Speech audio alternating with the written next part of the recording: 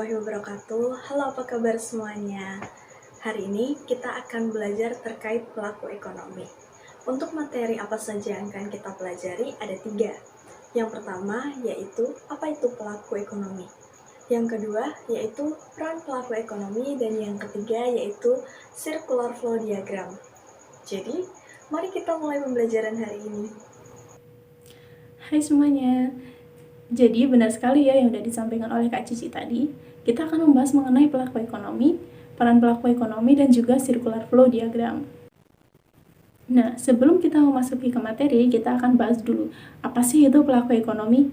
Ada yang udah tahu apa itu pelaku ekonomi? Jadi, pelaku ekonomi adalah individu atau kelompok yang melakukan kegiatan ekonomi. Nah, kegiatan ekonomi ini terdiri dari 3, teman-teman. Yang pertama ada produksi, yang kedua ada distribusi, dan yang ketiga ada konsumsi. Jadi, individu maupun kelompok yang melakukan kegiatan ekonomi tersebut, kita kenal juga dengan istilah pelaku ekonomi. Nah, pelaku ekonomi ini terdiri dari 4, teman-teman semua. Yang pertama ada RTK atau rumah tangga konsumen. Dan yang kedua ada RTP atau rumah tangga produsen. Kemudian yang ketiga ada RTN, rumah tangga negara atau pemerintah. Dan yang terakhir ada masyarakat luar negeri. Nah, lalu apa sih peran dari para pelaku ekonomi ini? Nah, berikut penjelasannya, simak baik-baik ya. Pelaku ekonomi yang pertama yaitu RTK atau rumah tangga konsumen. RTK merupakan seseorang atau sekelompok orang yang melakukan kegiatan konsumsi. Peran dari RTK sendiri ada 3, yaitu yang pertama, sebagai konsumen. Sesuai dengan namanya, RTK mengkonsumsi barang atau jasa yang dihasilkan oleh RTP dan juga RTN atau pemerintah. Kemudian, peran yang kedua yaitu sebagai penyedia faktor produksi. RTK menyediakan berbagai macam faktor produksi, seperti tenaga kerja, tanah atau bangunan, dan juga modal. Nantinya, faktor-faktor produksi tersebut akan digunakan oleh berbagai pihak yang membutuhkan. Kemudian untuk peran yang ketiga, sebagai penerima imbalan. Karena RTK telah menyediakan faktor-faktor produksi sebelumnya, kemudian mereka akan menerima imbalan atau balas jasa. Misalnya, menerima gaji karena telah menyediakan tenaga kerja. Kemudian, menerima uang sewa karena telah menyediakan tanah atau bangunan. Kemudian menerima bunga karena telah menyediakan modal. Pelaku ekonomi yang kedua yaitu RTP atau rumah tangga produsen. RTP merupakan badan usaha yang didirikan oleh seseorang atau sekelompok orang untuk menghasilkan barang atau jasa demi memenuhi kebutuhan masyarakat. Selanjutnya, RTP memiliki peran sebagai berikut. Yang pertama, sebagai produsen. RTP berperan untuk memproduksi barang maupun jasa. Lalu, peran yang kedua, sebagai pengguna faktor produksi. RTP menggunakan berbagai faktor produksi yang telah disediakan oleh RTK, dan kemudian menggunakan faktor produksi tersebut ke dalam proses produksi. Kemudian, peran yang ketiga yaitu sebagai agen pembangunan. RTP bisa berperan dalam membantu pembangunan, misalnya dengan memperbaiki jalan di sekitar pabrik atau perusahaan untuk membantu kelancaran proses produksi. Selain itu, pendirian pabrik ataupun perusahaan juga dapat membangkitkan perekonomian di kawasan tersebut. Pelaku ekonomi yang ketiga yaitu RTN, rumah tangga negara atau pemerintah. Pemerintah menghasilkan barang dan jasa untuk memenuhi kebutuhan masyarakatnya dan mengatur perekonomian negara. Selanjutnya, peran dari pemerintah sendiri sebagai berikut ini. Yang pertama, sebagai pengatur. Pemerintah membuat berbagai kebijakan. Kebijakan-kebijakan yang ada berguna untuk mengatur lalu lintas perekonomian agar tidak terjadi kekacauan. Kemudian, peran yang kedua, sebagai produsen. Pemerintah juga menghasilkan atau memproduksi barang melalui BUMN atau badan usaha milik negara. Kemudian, peran yang ketiga sebagai konsumen. Selain memproduksi barang, pemerintah juga mengkonsumsi barang dan jasa. Misalnya, pembelian alat-alat tulis kantor yang digunakan pada kantor-kantor pemerintahan. Kemudian ada juga pembelian bahan-bahan seperti semen, pasir, dan lainnya jika adanya pembangunan. Pelaku ekonomi yang terakhir yaitu masyarakat luar negeri, atau masyarakat dari luar negeri yang melakukan perdagangan perekonomian. Masyarakat luar negeri juga memiliki peran-peran berikut ini. Yang pertama, sebagai produsen dan konsumen. Masyarakat luar negeri dapat melakukan ekspor dan impor barang. Masyarakat luar negeri dapat membeli barang atau produk dari negara lain dengan melakukan impor, dan juga dapat menjual barang atau produknya ke negara lain dengan cara ekspor. Kemudian peran yang kedua yaitu sebagai sumber investor dan tenaga ahli. Selain melakukan ekspor dan impor barang, masyarakat luar negeri juga dapat melakukan ekspor dan impor faktor produksi. Misalnya, ketika kekurangan tenaga kerja, maka masyarakat luar negeri melakukan impor tenaga kerja, atau kita kenal juga dengan istilah TKI, yaitu Tenaga Kerja Indonesia.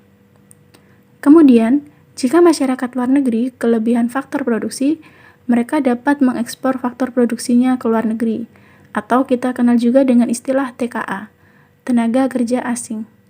Dan ada juga modal dari investor asing atau investor luar negeri. Materi selanjutnya yaitu adalah tentang circular flow diagram. Untuk circular flow diagram sendiri merupakan suatu gambaran interaksi antar pelaku ekonomi. Circular flow diagram sendiri dibagi menjadi 3. Untuk yang pertama, yaitu circular flow diagram 2 sektor yang terdiri dari RTK dan juga RTP. Yang kedua, yaitu circular flow diagram 3 sektor yang terdiri dari RTK, RTP, dan pemerintah. Yang ketiga yaitu circular flow diagram 4 sektor, yaitu terdiri dari RTK, RTP, pemerintah, dan masyarakat luar negeri. Kita masuk ke penjelasan circular flow diagram 2 sektor terlebih dahulu. Dapat dilihat terdapat 2 pelaku ekonomi, yaitu RTK dan juga RTP. Di sini kita akan melihat interaksi kedua pelaku ekonomi tersebut. Kita lihat dari RTK terlebih dahulu. RTK merupakan penyalur faktor produksi atau pemilik faktor produksi. RTK menyalurkan faktor produksi tersebut kepada RTP yang akan digunakan RTP untuk melakukan suatu produksi. Setelah RTP menggunakan faktor produksi milik RTK, RTP menyalurkan atau memberikan balas jasa kepada RTK. Nah, kegiatan tersebut terjadi di pasar input. Pasar input sendiri merupakan pasar faktor produksi. Selanjutnya, kita lihat RTP. Di RTP tersebut, RTP menghasilkan barang atau jasa. Barang atau jasa tersebut dijual atau disalurkan dan digunakan oleh RTK. Setelah RTK menggunakan atau mendapatkan barang ataupun jasa tersebut, RTK memberikan uang kepada RTP. Kegiatan menyalurkan barang dan jasa tersebut terjadi di yang namanya pasar output. Pasar output sendiri merupakan pasar barang dan jasa.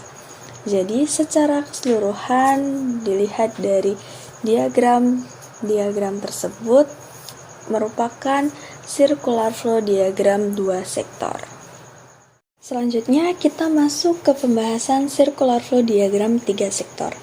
Masih dengan diagram yang sebelumnya 2 sektor, tetapi bisa dilihat di tengah ada satu pelaku ekonomi lagi, yaitu pemerintah. Kita lihat apa hubungan antara RTK, pemerintah, dan juga RTP.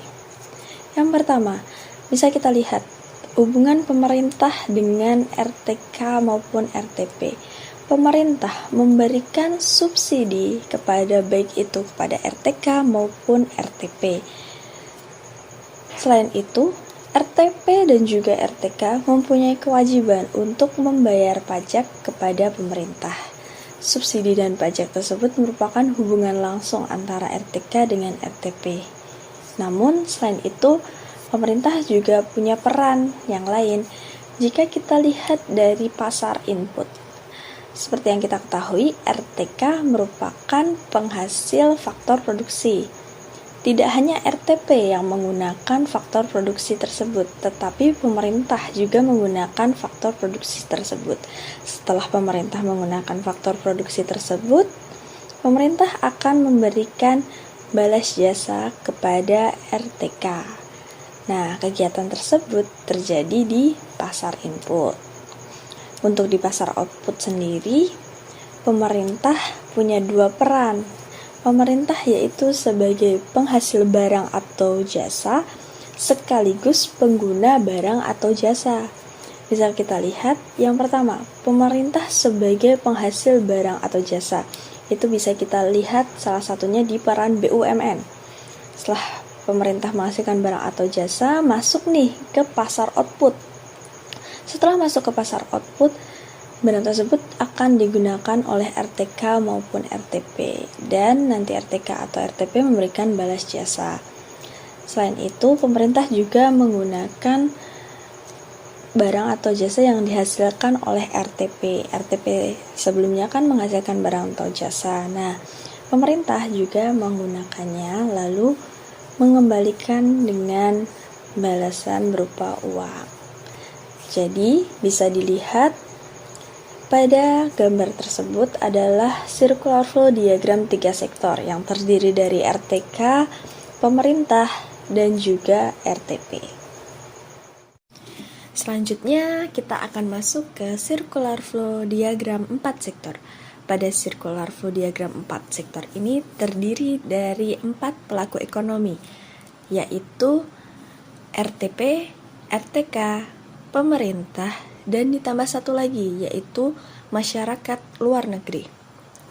Nah, untuk itu bisa dilihat masih menggunakan circular flow diagram yang sebelumnya, yaitu circular flow diagram 3 sektor yang ada RTP, RTK, dan juga pemerintah di tengahnya. Nah, di sini kita tambah satu lagi yaitu masyarakat luar negeri.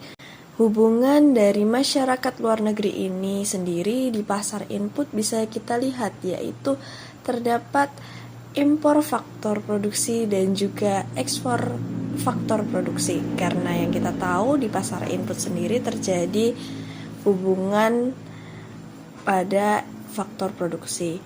Selanjutnya, untuk hubungan masyarakat luar negeri di pasar output bisa dilihat yaitu adanya ekspor barang dan jasa dan juga impor barang dan jasa.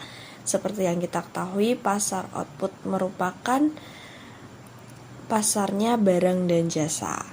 Nah, di sini dapat kita simpulkan ada circular flow diagram 4 sektor ditambah dengan masyarakat luar negeri. Jadi circular flow diagram 4 sektor bisa dilihat di gambar ada hubungan antara RTP, RTK, pemerintah, dan juga masyarakat luar negeri. Circular ini disebut circular flow diagram 4 sektor. Sekian video pembelajaran hari ini, semoga kalian dapat lebih memahami pelaku ekonomi. Terima kasih dan sampai jumpa di video pembelajaran yang lainnya.